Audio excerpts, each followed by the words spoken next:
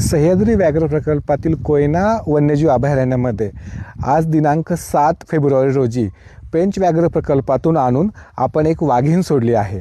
ही वाघीण साधारणतः 4 ते 5 वर्षाची असून हिला आपण 5 तारखेला संध्याकाळी पेंच व्याघ्र प्रकल्पामध्ये पकडण्यात आले आणि रस्त्याच्या मार्गे आणि बोटच्या मार्गे तिला आणून कोयना वन्यजीव अभयारण्यामध्ये निसर्गमुक्त करण्यात आले आहे। सह्याद्री व्याघ्र प्रकल्पामध्ये आलेल्या 3 वाघिणींमुळे सह्याद्रीतलं एकंदर पर्यटनाची वृद्धी होत आहे। पर्यटकांची येण्याची संख्या वाढत आहे, होमस्टेची संख्या वाढत आहे। एकंदरच सर्व भागाचा हा आर्थिकदृष्ट्या आणि संपन्नतेचा विकास होत आहे। याचबरोबर जंगलाचं देखील संवर्धन होत आहे।